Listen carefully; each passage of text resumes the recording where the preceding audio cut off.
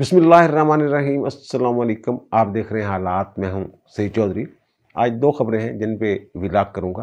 पहली खबर यह है कि chief justice Pakistan mister justice Qazi Faez Isa नहीं मान रहे, और दूसरी खबर यह है कि पीटीआई के आधे लीडर जो हैं वो ये कह रहे हैं कि जनाब 15 तारीख को हमने इस्लामाबाद डी चौक में अन्नी डाल देनी है, जबकि बाकी लीडर जो हैं वो ये कह रहे हैं कि जनाब पसपाई का रास्ता इख्तियार करना चाह रहे हैं, लेकिन फेस सेविंग वो मांग रहे हैं। इसका नतीजा क्या निकलेगा, पहले इसी पे बात कर लेते हैं। पीटीए वालों को जो है ये शंघाई ताबन तंजीम जो है ये 15 तारीख से शुरू हो रही है। 15 और 16 2 दिन, और 17 तारीख तक जो मेहमान हैं बाहर से आने वाले, जिनमें सरबराहान मुमलिकत भी शामिल हैं, वो इस्लामाबाद में रहेंगे। और कई वफूद जो हैं वो इस्लामाबाद में आ भी चुके हुए हैं। और ये आपको पता ही है कि सिक्योरिटी के किस कदर इंतजाम किए गए हैं।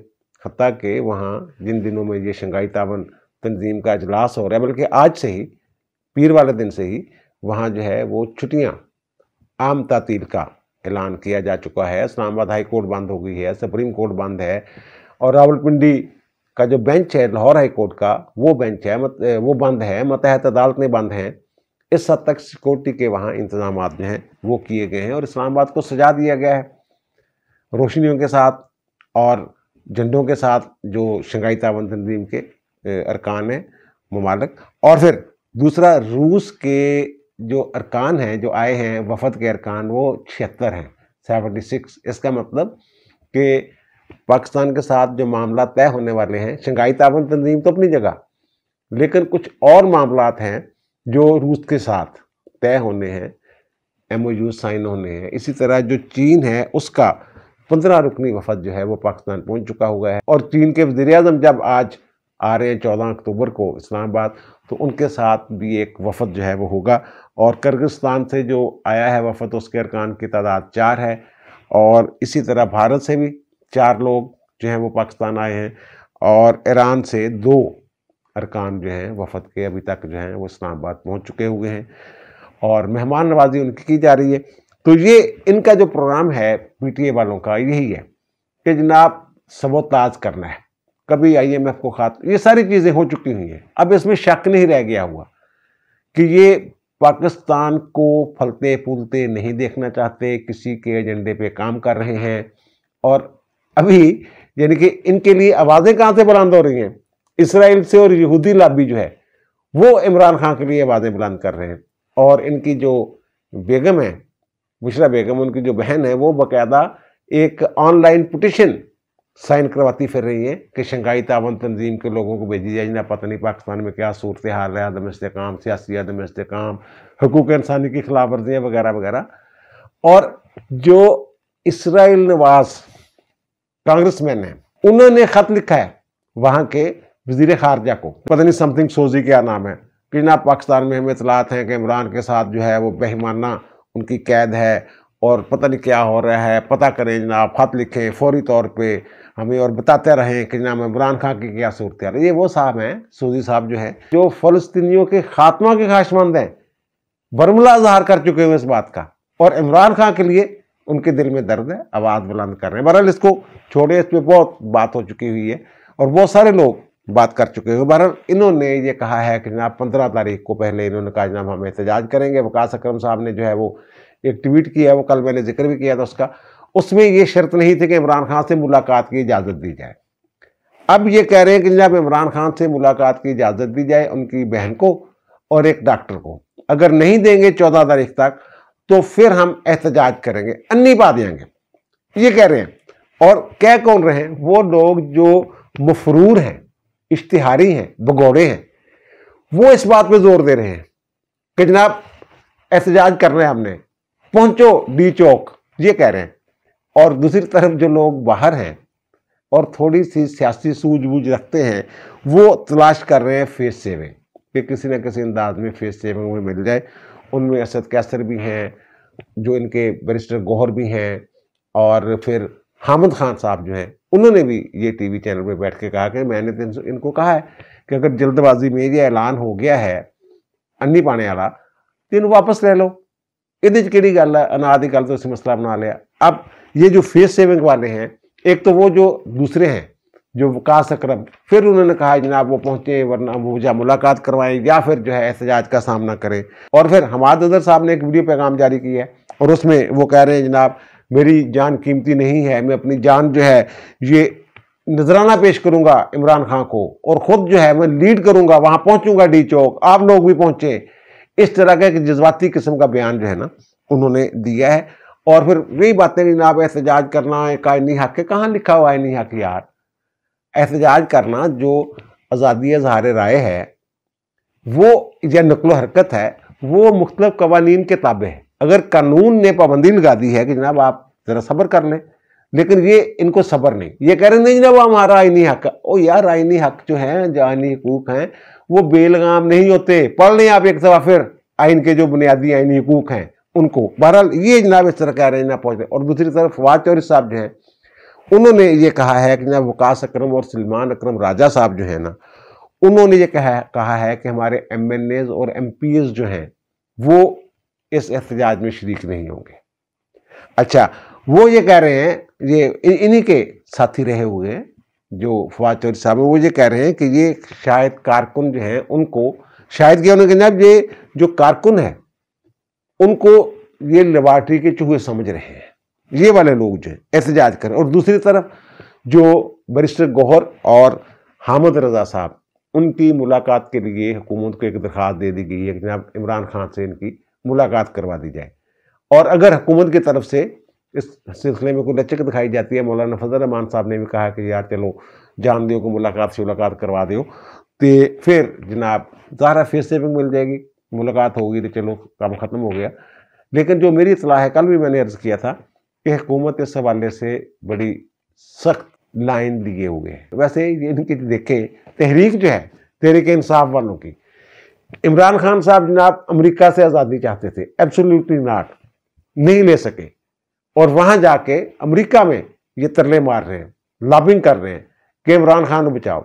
यही थे ना एब्सोल्युटली नॉट, साइफर, पता नहीं क्या क्या, उससे फिरे। और फिर उसके बाद जनाब मुक़तदरा से आज़ादी लेनी है, हाफिज को, आसम मुनीर को आर्मी चीफ नहीं बनने देना, पूरी एक तहरीक चलाई, लॉन्ग मार्च किया।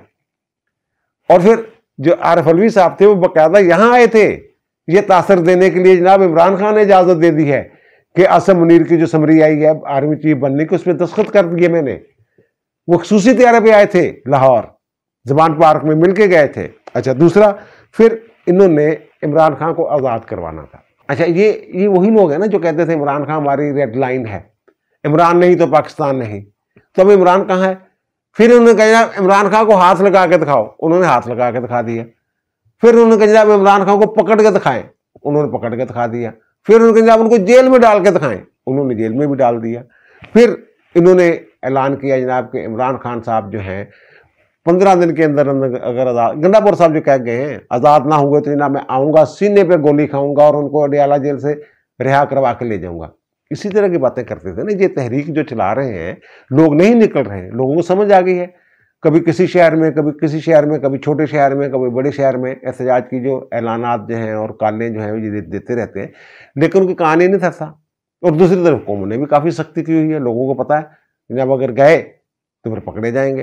तो बहरहाल ये आज़ादी के बाद अब ये आगे हैं कि जनाब चलो मुलाकात ही करवा दें। अब इस पे आगे हैं, यानी अमेरिका से आज़ादी लेने की जो तहरीक थी और मुक़तदरा के साथ टक्कर लेने की जो तहरीक थी वो कहाँ पे आ गई है? ये आ गई है जनाब कि चलो मुलाकात ही करवा दो, डॉक्टर ना करवा दो या साढ़े 2 बंदे जिन्हें ने ये आ रहे ने इन्हें ना करवा दो। इस तरह यानी कि 6 दिनों में जब से पाबंदी लगी है जेल में मुलाकातों पे इमरान खान की और दीगर कैदी जो है अडियाला जेल के, तो खान साहब की और PTI वालों की ची बोल गई है, चीखें निकल रही हैं इनकी, कोई लाइन ही नहीं मिल रही इनको। और लाइन जो देने वाला है उसको भी कहीं से कोई लाइन नहीं मिल रही, वो क्या करे? मुलाकात करके करना क्या है? अच्छा, अब मुख्तलिफ इन्होंने तो जनाब जो इनका सोशल मीडिया है ना, इन्होंने तो तकरीबन अपने लीडर इमरान खान को जो है कब्र में पहुंचा दिया है। कोई कह रहे हैं जनाब कान में बड़ा शदीद दर्द है, कोई कह रहे हैं जनाब दांत में बड़ा शदीद दर्द है, और जो दिमाग त्राड़े पड़ रही है दिमाग को, इतना शदीद दर्द है। और कुछ लोग कह रहे हैं इन्हीं के कि जनाब उन पर तशद्दुद हो रहा है, मुलाकातों की पाबंदी इसलिए लगाई गई है जनाब, वो तशद्दुद के नतीजे में शायद उनकी हालत गैर हो गई हुई है इस तरह की। और बल्कि इवन ये कि हारून रशीद साहब जो है बड़े सीनियर जर्नलिस्ट हैं, मौलाना साहब, तो उन्होंने तो जनाब इनकी वसीयत जो है वो भी जारी कर दी है। जनाब इनकी बहन ये कहती है कि इमरान खान ने कहा जनाब इन्होंने मुझे छोड़ना नहीं है, जब मुझे फांसी देने जाएँ तो मेरी वीडियो बनाई जाए और मेरे चेहरे पे वो काला जो मास्क होता है वो ना लगाया जाए, और मुझे मुसलमान जो है वो जो मेरा जल्लाद हो वो मुसलमान हो। मुसलमान जल्लाद यहाँ होते नहीं वैसे, आपस की बात है, ताकि ये कोई फसादात न शुरू हो जाएं। गैर मुस्लिम नहीं होना चाहिए। भाई मेरे जुल्फ़िकार अली भुट्टो को भी तारम सिंह ने फांसी दी थी। आप भुट्टो से बड़े लीडर नहीं हैं, वो आलमी सतह का लीडर था यार, उम्मते मुस्लिमा का सही लीडर अगर जिसको कहा जा सकता है ना। भुट्टो जो चंद एक थे उनमें भुट्टो साहब जो हैं वो सफेवल के लीडरों में थे। तो आपने तो भाई मुस्लिम दुनिया को नाराज करके रखा अपने पूरे दौर में। मोहम्मद बिन सलमान ने तैयारा वापस बुला लिया, पता नहीं क्या क्या आफरे करते रहे जब वो पाकिस्तान के दौरे पे आए। मलेशिया को नाराज किया, तुर्की को नाराज किया, ईरान में जाकर जी वो गरीब बातें करते रहे। आपका तो जो कमाल है वो देख रहे, बड़ी मुश्किल के साथ जो पाकिस्तान की आलमी तन्हाई थी वो खत्म होने जा रही है, लेकिन इनको जो है ये कहते ना वारा नहीं खाती PTI वाले इन्होंने अपना जड़ा रोला पाया है। अब जुल्फ़िकार अली भुट्टो को तारम सिंह अगर फांसी दे तो यहाँ जो उनकी कम्युनिटी थी मसीही बरादरी, उनके खिलाफ क्या रद्द अमल आया था उसका यार वो तो अपनी ड्यूटी कर रहे हैं। बहरहाल ये जनाब इन्होंने पहुंचा दिया है उस डगर पे कि जनाब अब ये कहते थे ना फलां काम करके दिखाएं, वो करके दिखाते, अब ये कह रही ना फांसी लगा कर। अल्लाह माफ़ करे, अल्लाह माफ़ करे, अल्लाह रहम करे। कानून जो है उसके मुताबिक काम होना चाहिए जो भी हो। तो बहरहाल ये जो कर रहे हैं ना कोशिशें, इनको मुंह की खानी पड़नी है, ये फेसिंग भी नहीं मिलनी इनको, इनसे एहतजाज जो है वो भी नहीं हो पाना। ये देख लीजिएगा आप, वहाँ बड़े पक्के इंतजाम हैं। अवलन तो लोग नहीं निकलने, सबको समझ आ गई है कि जनाब इस मौके पे ये क्या कर रहे हैं, क्या लुच तल रहे हैं, यही कहा जा सकता है ना, इसका कोई मौका नहीं है। और दूसरा अगर ये निकलते हैं कुछ लोग, अच्छा इनको लीड कौन करेगा? लीडर तो इनके निकलने नहीं, इन्होंने खुद कहा ना MP MNS जो हैं वो ना निकले हमारे, तो फिर आम लोग क्यों निकलेंगे? ये ना ही इतनी मकबूलियत है और ना ही इनमें इतनी सख्त है PTI वालों में कि जनाब अपने तौर पर इनके कारकुन जो हैं वो एक अवामी जो है रेला जो है वो पहुंच जाए वहां, ऐसा नहीं होना और ना किसी ने होने देना है। ये आप देख लीजिएगा। बहरहाल इनके जो मजीद कहते हैं ना कि एक जागनसाई हजीमत, उसका सामना करना पड़ रहा है इनको।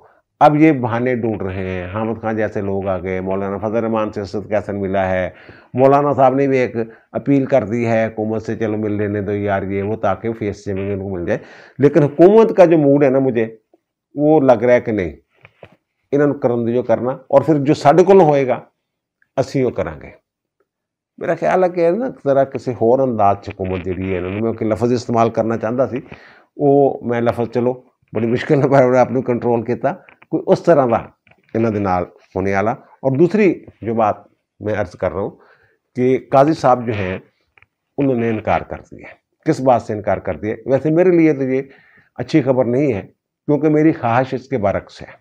मैं समझता हूँ कि काजी साहब को जो है 25 तारीख को, 25 अक्टूबर को जो फुल कोर्ट रेफरेंस के बाद घर जा रहे हैं, इससे पहले अगर आईनी तरमीम हो जाती है, जिसके बड़े वाज़ेह इम्कानात हैं, बड़ी कोशिशें हो रही हैं, और मेरी इतला के मुताबिक ये 25 अक्टूबर से पहले, काजी साहब के रिटायरमेंट से पहले आईनी तरमीम जो है ये पार्लियामेंट से मंजूर हो जानी है, इसका नोटिफिकेशन भी हो जाना और आईनी अदालत जो है वो भी तश्कील पा जानी है।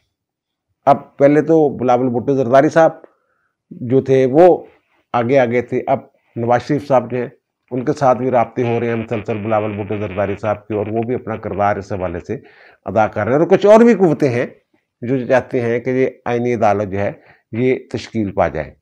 तो बहरहाल ये अपने चक्रों में पड़े हुए हैं जो PTI वाले हैं, जनाब हमारे बंदे अगवा कर लिए, हमारे बंदे पूरे हैं, इस तरह की मुख्तलिफ बातें। कभी कहते हैं हमारे बंदे जो हैं हमारे साथ राब्ते में हैं, कभी कहते हैं जनाब वो अगवा कर लिए गए, इस तरह की बातें ये कर रहे हैं। और हमने ये फैसला किया है कि हमारे अरकान नहीं आएंगे असम्बली में उस दिन जिस दिन वो जो है आईनी तरमीम जो है वो उसका बिल जो है वो पेश किया जाए। अगर वोट नहीं देंगे तो वहाँ तो उनको 2/3 अक्सरियत जो है ये जो बिल पेश करेंगे हुकूमती जमातें और पीपल्स पार्टी समेत, उनको ये जो शो करनी पड़ेगी अपनी तादाद नंबर जो है।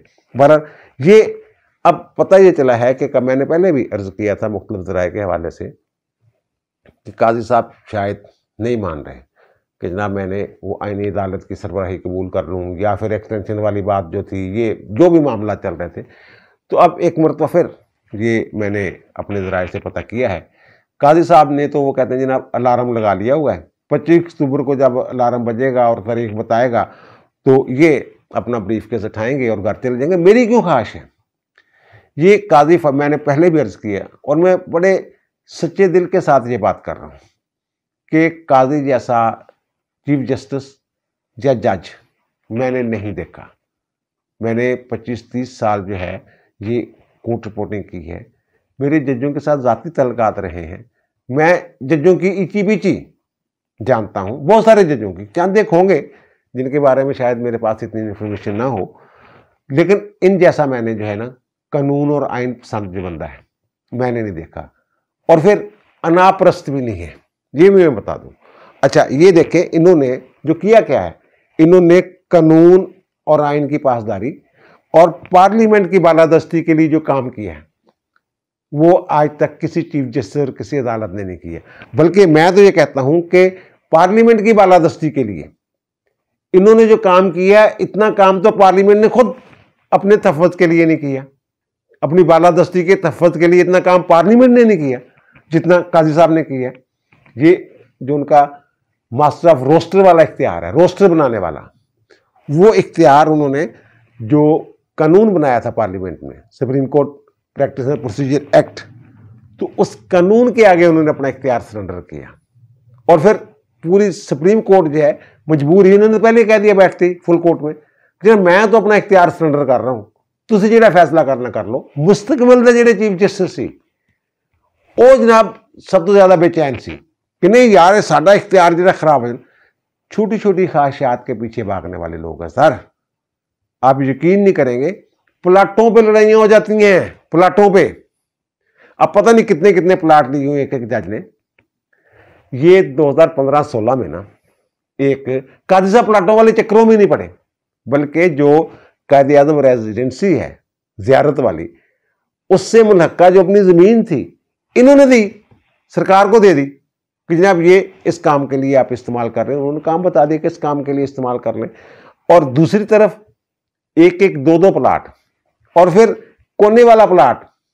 एक चीफ जस्टिस साहब जो है वो कह रहे हैं जनाब मुझे एक कोने वाला प्लाट चाहिए। और फिर मैं ये प्लाटों की लड़ाई वाली में एक बात बताऊं, बड़ी दिलचस्प बात है कि 2015 पहले ये होता था कि ये CDA को दरखास्तें देते होते थे, फिर ये तय हो गया इनका कि जनाब अगर CDA की कोई स्कीम आती है ना, हाउसिंग स्कीम, तो फिर वो चीफ जस्टिस या सुप्रीम कोर्ट को जजों की तादाद के हिसाब से ना, तनासब से वो प्लाट जो है वो दे देंगे, जनाब आप आपस में फैसला कर लें कि किसने रखना है।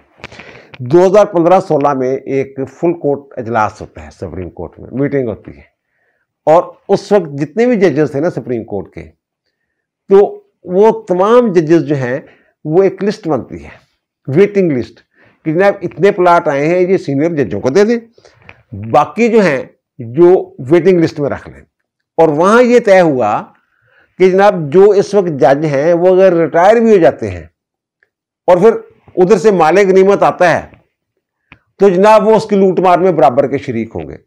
यानी जो प्लाट सस्ते दामों आएंगे वहाँ से CDA से, तो ये जो रिटायर्ड जजेस है ना, ये जो सीनियरिटी लिस्ट जो वेटिंग लिस्ट हमने बना ली है, तो इसी हिसाब से जो है वो प्लाट मिलेंगे। लेकिन जब प्लाट आए तो फिर ये फैसला किया गया यार इस जज ने एक प्लाट मिल गया और सस्ते वाला सी, इन्होंने एक प्लाट होर दे दिए, रिटायर्ड जज ने कट दे बिचों, यानी अपना ही फैसला बदल दिया, इसलिए कि जो हाजिर सर्विस है जो वहां मौजूद थे उनको नवाजा जा सके। ये सर ये होता रहा है प्लाटों और गाड़ियों का। इनके पास जब काजी साहब के पास जो है ये उन्होंने बुलेट प्रूफ गाड़ी जो है वो दी जाती है, और उन्होंने जो बुलेट प्रूफ गाड़ी है वो वापस कर दी। उनके जब जिस गाड़ी में मैं सफ़र कर रहा हूँ ना ये कंफर्टेबल है, सफ़र करवाती है, तो मुझे कोई ज़रूरत नहीं उसकी।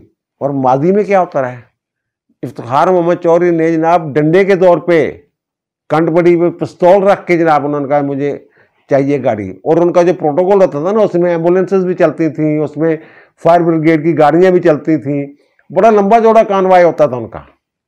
और बुलेट प्रूफ गाड़ी मुझे चाहिए। अच्छा, जब बुलेट प्रूफ गाड़ी मिल गई ना, तो अच्छा एक प्लाटो वाला भी उन्होंने अपना प्लाट सरेंडर कर दिया, अवामी चीफ जस्टिस बन गए ना, लेकिन जाने से पहले लिख दिया, नहीं मेरा प्लाट मुझे वापस करो, मैंने नहीं वापस छोड़ना, मैंने तो लेके जाना है। अच्छा, जो गाड़ी मिली उन्हें बुलेट प्रूफ गाड़ी, वो अपने साथ ले गए। जिसको ये दिया गया है हक कि वो रिटायरमेंट वक्त जो उनके जेर इस्तेमाल सरकारी गाड़ी है ना, उसका कोई फार्मूला है कि जनाब उसके हिसाब से वो कीमत दे के ना वो गाड़ी अपने साथ ले जा सकते हैं।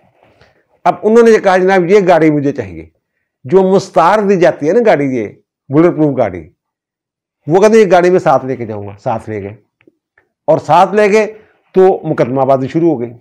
तो मामला आखिर पहुंचा जो नए चीफ जस्टिस थे तसद्दुक़ हुसैन जिलानी साहब की अदालत तक। तो उन्होंने ये फैसला कर दिया, फरमा दिया फैसला कि नहीं ठीक है, ये जो रिटायर्ड जज है ये बुलेट प्रूफ गाड़ी भी अपने साथ ले जा सकता है।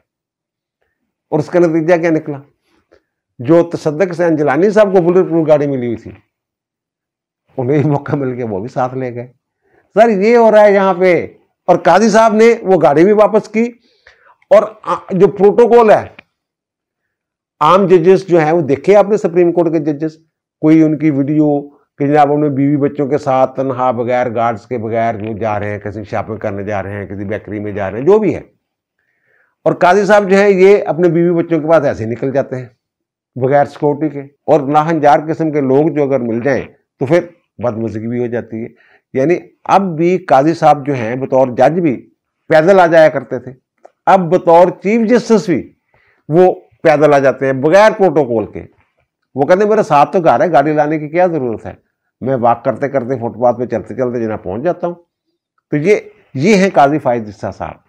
और फिर दूसरी जो बात है, ऐसे मुकदमात जिनको कोई हाथ ही नहीं डाल रहा था, मसलन जुल्फिकार अली भुट्टो का केस कब से पड़ा हुआ है, जब जरदारी साहब सदर थे उस वक्त रेफरेंस आया था, कोई हाथ ही नहीं लगा रहा था उसको।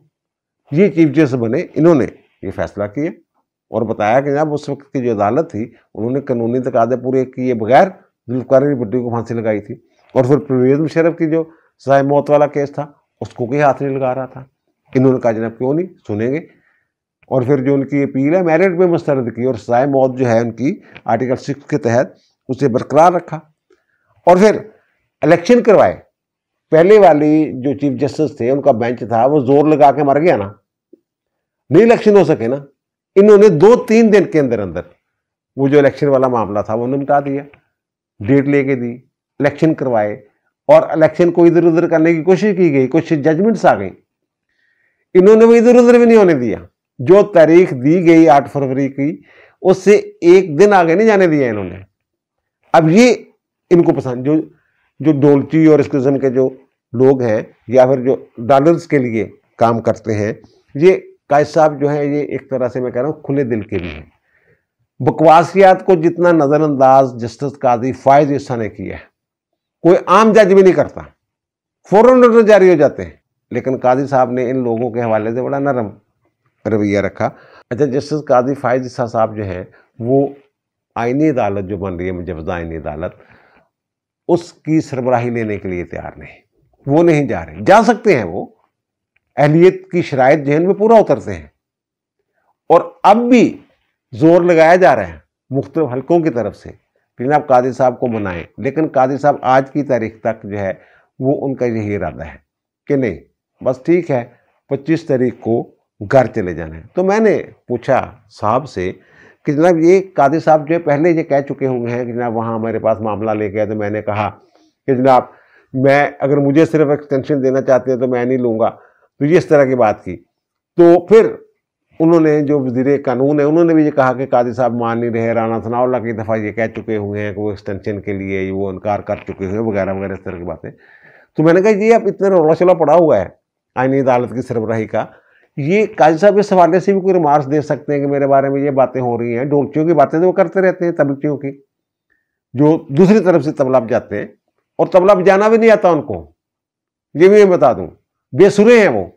लेकिन वो मैं क्या वो बता दें यार किसी वक्त कि ना मेरा तो कोई इरादा नहीं, मैं तो 25 को घर जा रहा हूँ।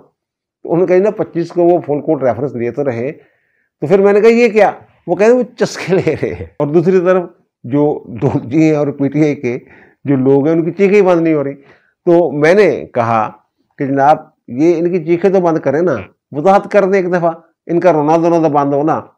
तो उन्होंने कहा जनाब ये फैसला जो है मैं बता रहा हूँ यही है, लेकिन ये चीख दिया चाहिए। तो काजी साहब को कोई टेंशन ही नहीं हो कहते। बहरहाल काजी साहब अगर अपना फैसला नहीं बदलते ये सिस्टम के लिए सेटबैक होगा, इस कौम के लिए एक सेटबैक होगा, जुडिशरी के लिए सेटबैक होगा। जाते जाते एक अच्छी खबर आपके इल्म में भी ये खबर होगी कि गुजरांवाला के हमारे एक वेट लिफ्टर नो भट्ट साहब, पहले भी उन्होंने कॉमनवेल्थ की गेम्स में गोल्ड मेडल जीता था। तो अब जो कॉमनवेल्थ पावर लिफ्टिंग का जो चैंपियनशिप हुई है तो उसमें 4 गोल्ड मेडल जो हैं उन्होंने जीते हैं। ये ओलंपिक में नहीं गए थे, क्योंकि जो ओलंपिक कमेटी थी ना, अब उसको मैं क्या कहूँ, उनकी कुछ थी जिंदगी, इस वजह से नहीं जा सके थे बेचारे। लेकिन यहाँ पहुँचे हैं और 4 इन्होंने गोल्ड मेडल जो है ये समेटे हैं पाकिस्तान के लिए। अल्लाह खैर करे इस मुल्क की, इज्जतों में इजाफा करे। अब दीजिए मुझे इजाज़त, इंशाअल्लाह दोबारा मुलाकात होगी नए व्लॉग के साथ। अल्लाह ताला आप पर, मुझ पर, हम सब पर मेहरबान रहे। अल्लाह हाफिज़।